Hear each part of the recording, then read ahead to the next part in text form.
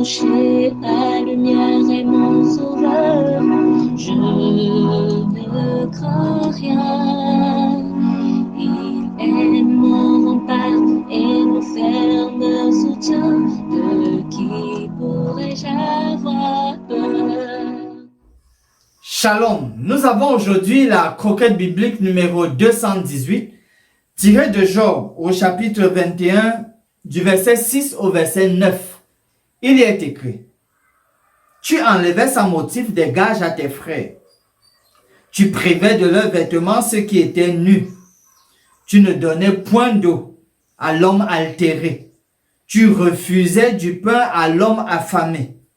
Le pays était au plus fort et le puissant s'y établissait. Tu renvoyais les veuves à vide.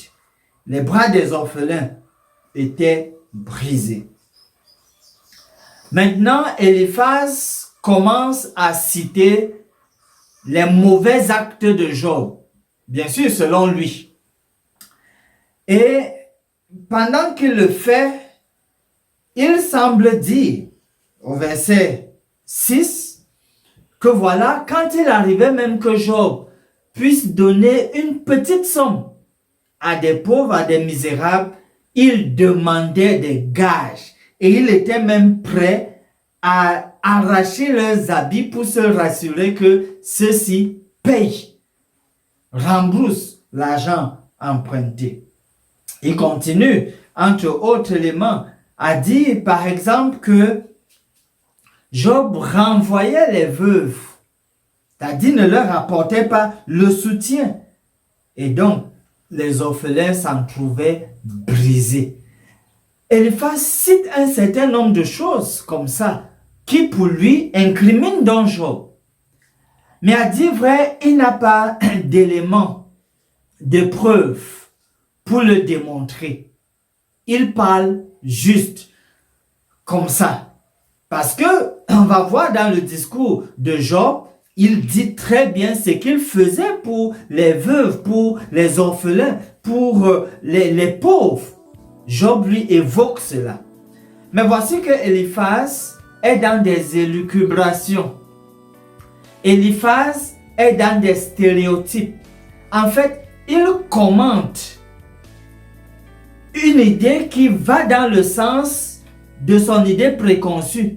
C'est-à-dire que comme pour lui, il voit les calamités, alors Job est un méchant, et voici donc comment se comportent les méchants. Il se met donc à citer, à supposer que voilà, Job n'avait pas égard pour les veuves, pour les orphelins. Les stéréotypes, comment ça fonctionne? Même en milieu hospitalier. Vous voyez un certain nombre de signes et symptômes et comme cela vous projette une certaine idée, alors vous concluez que voici ce qu'il en est. En fait, il faut se méfier des premières impressions. Beaucoup de gens fonctionnent en concluant sur les premières impressions. Non, il faut prendre assez de temps. Pas seulement les premières impressions. Il faut même se méfier de l'expérience. Souvent, l'expérience peut être déroutante quand on veut l'appliquer à tous les cas. C'est-à-dire parce que vous avez eu, il y a longtemps, un patient qui présentait tel symptôme, telle chose. Tout de suite, dès le premier abord, dès la première expérience avec le prochain patient que vous rencontrez, vous concluez. Cette expérience-là peut être déroutante.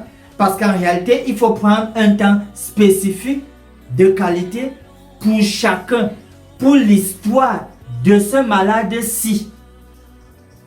En termes de promesse, dans Ésaïe 43, verset 1, la partie B, le Seigneur dit: je t'appelle par ton nom, tu es à moi. Vous devez, chers amis, avoir cette conviction que Dieu vous connaît par votre nom, en particulier, spécifiquement, vous précisément. Il vous connaît. Et donc, vous connaître par votre nom, c'est aussi connaître votre histoire et tout ce par quoi vous passez. Parlez-lui, il le sait déjà et il prend plaisir à vous exaucer. Finissons par ce mot de prière. Nous te remercions, Seigneur, parce que tu ne condamnes pas ceux qui reviennent à toi, quel que soit leur péché. Nous voulons que tu remplisses nos cœurs d'amour pour tous ceux autour de nous. Donne-nous la capacité à être compréhensifs à l'endroit des malades et à leur apporter le soutien nécessaire. C'est en Jésus que nous prions. Amen.